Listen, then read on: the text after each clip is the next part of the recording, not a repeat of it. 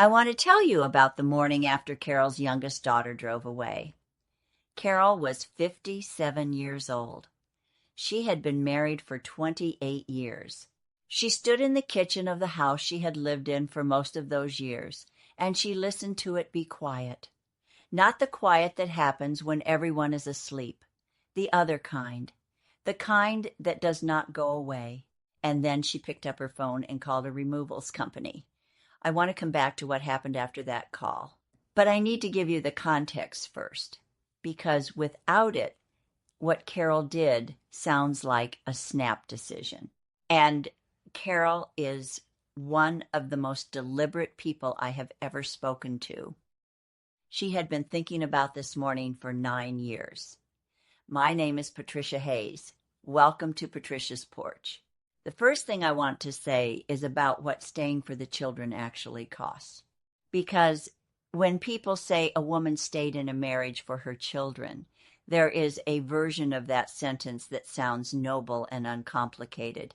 She made a sacrifice. She did what was needed. Full stop. But the reality of what that sacrifice looks like from the inside over years is something almost nobody talks about, honestly. And I think we need to. Carol married at 29. She was in love, genuinely. She is clear about that. The first several years were good years. She describes them warmly and without hesitation.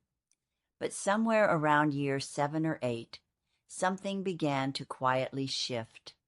Not a dramatic event, not a betrayal, not a crisis. More like a gradual realization that she and her husband were becoming people who shared a life but did not share a world. They were functional, they were civil, they were, in most ways that other people could observe, a normal family. But in the private interior of the marriage, she had begun to feel what she later described to me as invisible. She thought about leaving when her children were small. She made the decision not to.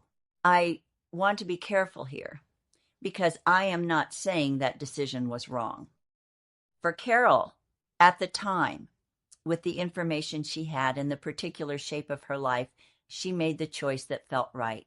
She believed, and she may have been correct, that the stability of an intact family home gave her children something she could not have given them otherwise. What I am saying is that the decision had a cost, and the cost was paid by Carol, quietly, over 21 years. She describes those years not as miserable. That matters. She was not suffering in any dramatic sense. She had her work, which she loved. She had close friendships. She had her children, whom she adored. She had a life that was, in many respects, genuinely good. But there was a section of herself that she had placed on a kind of hold. Her sense of herself as someone with desires and preferences and the right to build a life around them. That part had been set aside carefully, with intention, but set aside nonetheless. She told me that the thing she most wants women to understand is that staying was a choice she made consciously, with clear eyes. She does not want it to be romanticized, but she also does not want it to be pathologized. She knew what she was doing. She just did not fully understand, at 29, what 28 years on hold would feel like from the inside. The second thing I want to say is about what happens when the reason to stay is gone. Carol's eldest child moved out at 22. Her youngest held on a little longer, living at home through her early 20s for reasons that made sense at the time.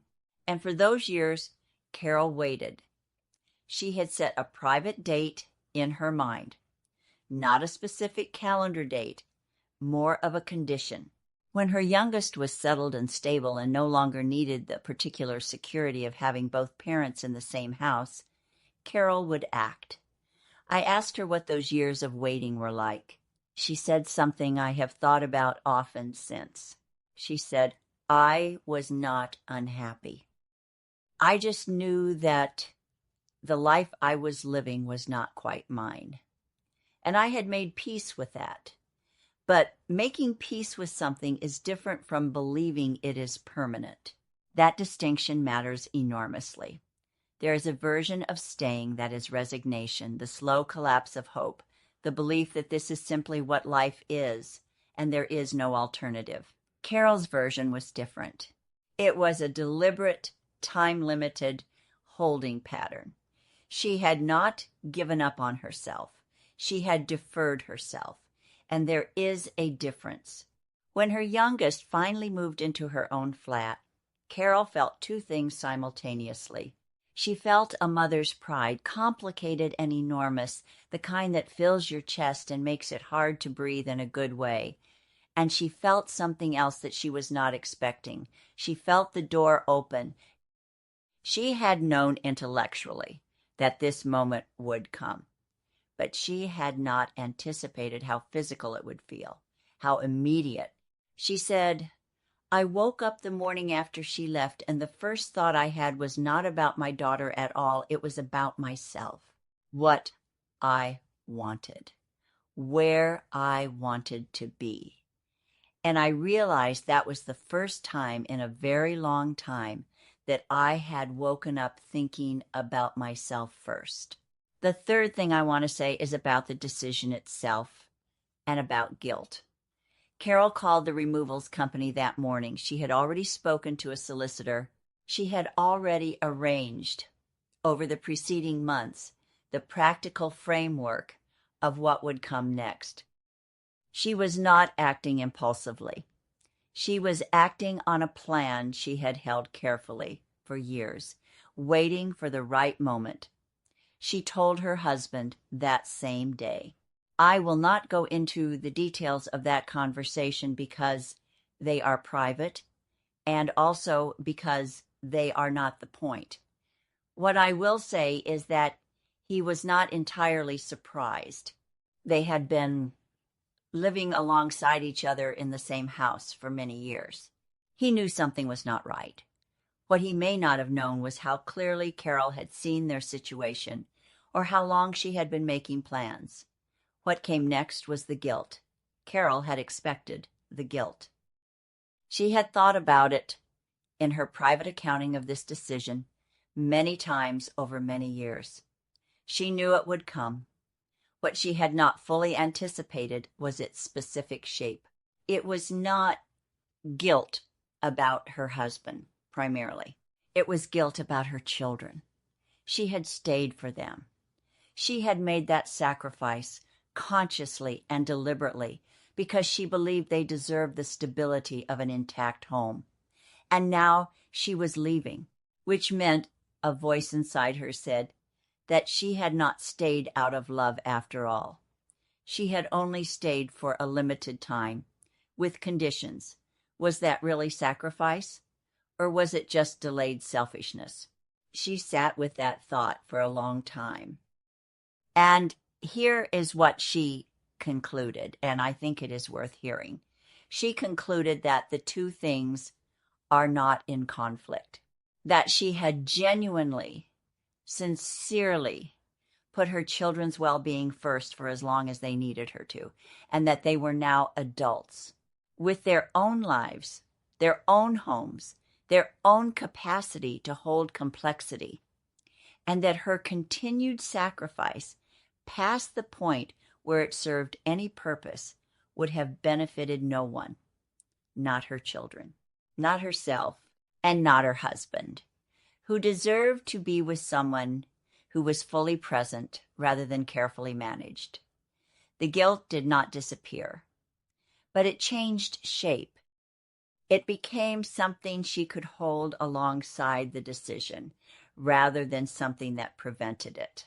The fourth thing I want to say is what Carol's daughters said. And this is the part I promised to come back to.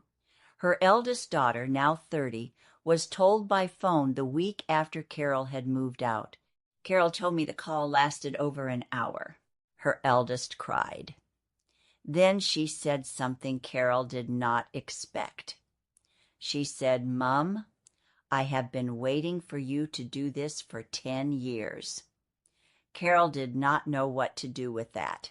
She asked her daughter what she meant, and her daughter said, very gently, that she had grown up watching her mother manage herself, hold herself back, be available for everyone in a way that never quite seemed to run in both directions. She said, I always wanted to ask you why you stayed, but I didn't want to be the reason you left. Carol told me that she cried for a very long time after that phone call. Her youngest daughter was different. She did not speak to Carol for just over 3 months.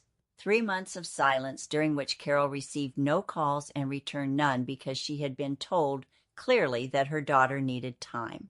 She sat with that silence. She did not try to explain herself or manage it away. She let her daughter have the feeling she was having, which was a feeling of loss and displacement and something that perhaps resembled betrayal. Then, 11 weeks later, her youngest called. She did not apologize for the silence. She simply said, I think I needed to be angry. And then she said, Are you happy? Carol said she did not answer immediately. She sat with the question, and then she said, Yes. Not every day, but yes. Her daughter said, Then I'm glad. That is not a simple or a neat ending. Relationships after a change like this are not simple or neat. They are ongoing negotiations of new understanding, but it is a real one. The fifth thing I want to say is for you, because I know that some of you listening to this are Carol, not in every detail, but in the essential shape of it. You made a decision years ago to place something in yourself on hold. And the reason you gave yourself for that decision, the children or something else equally real and equally important, has perhaps shifted or is shifting or will shift. And you may have been wondering privately whether you are allowed to revisit that decision, whether the expiry of the original reason means you have permission to want something different now. What I want to say is this: the sacrifice you made was real. No one is taking that from you. The years you gave, the parts of yourself you set aside, the patience you exercised, all of that was real and it mattered, and it was not nothing. And the life that comes after it can also be real. It does not cancel what came before. It does not mean the before was a mistake or a performance or something to be ashamed of. It means that you are a person who has been through something and has arrived somewhere and is now standing at a door that is open. You are allowed to walk through it, not because you have suffered enough to deserve it, not as a reward for sacrifice, but simply because you are still here and the door is open, and you have as much right to what is on the other side of it as anyone else. Carol told me one more thing. At the end of our conversation, she said, the thing nobody tells you about making a decision that is right for you is how quiet it feels. Not triumphant, not dramatic, just very, very quiet, like the house the morning after she left. I think she meant something good by that. My name is Patricia Hayes. This is Patricia's Porch. I make a new episode every single week because I believe the conversations women are having silently in their own kitchens deserve to be spoken out loud. If something in today's conversation found you, please share it with someone who is standing at a door they have not yet let themselves open. There is a subscribe button below because I would love to stay in your life.